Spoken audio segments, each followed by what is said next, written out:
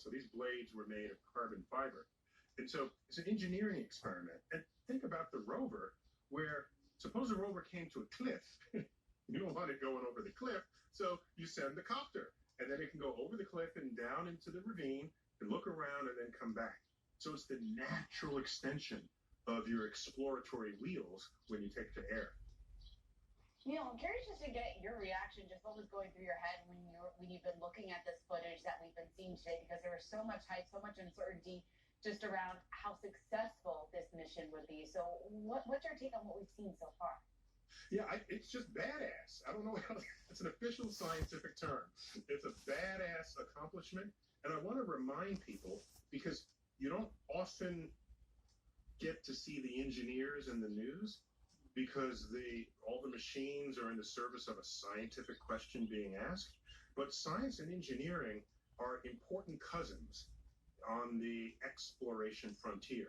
It doesn't matter how interesting or clever my scientific idea is, if I cannot execute it with brilliant design, engineering design, nothing happens. So for me, this is a moment where engineers get to shine. And like I said, it's the birth of a new era of powered aircraft on other planets, vastly extending the reach of rovers. And I remember when we went to rovers from just landers. I mean, think of what landers are. They just pick a spot, land. Then you just dig and look around, and that's it. So rover was a great improvement over a lander, and no less of what an aircraft is relative to a rover. I have so many questions about this for you, but let me just, when this thing is actually flying, for instance, in the analogy you gave us, into a crater, can just the pictures it will be able to take give us a better understanding if there was once water, life, those kinds of things on Mars, or do you need to land? The brother in charge. So you always want to get a sample. Okay, Dr. Neil that's the holy grail. Tyson, I believe. For this Hayden Planetarium. He's a scientist. There's his name. Auto astrophysics. Dr. Neil Tyson. Are from orbiting satellites that take sort of high resolution, basically satellite maps of Mars. But there's no substitute for getting right up and close to it. And in this engineering experiment, they had the rotors turn on. And by the way, there are two simultaneous rotors going in opposite direction. That stabilizes the craft. You can't just have a craft spin one set of rotors into motion because the laws of physics require that the craft spin the other way. And so you don't want that. So you have two sets of rotors spinning opposite ways. That aspect of momentum cancels, and then you just have pure lift. So when you do this, you can lift it up. And one of the things they had to test was, can it just, in place, can it redirect where it's looking and then come back down softly? Very important maneuvers for the first time ever. This is what you would do in another place that is going over a ravine onto a cliff face. So yes, whatever you could see from orbit, you'll see better up close. You'll see even better if the thing lands. So I'm all in on this. Neil, if you could just give us a better idea, just how long are these types of flights? How long is this normally in the air? And then when you talk about the fact that this vastly extends the reach of rovers, then pointing to your comments before just about what this means for the future and for future exploration here, where do you think Ingenuity will lead us then?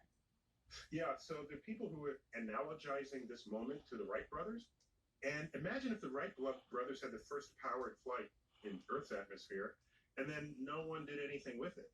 So it's only a milestone if people keep moving. Now, this particular craft is not sort of heavily clad with science experiments the way the rover itself is, because it's primarily an engineering demonstration. And so you want to make sure, you don't want to risk very careful scientific instruments on something that could crash or not lift off at all.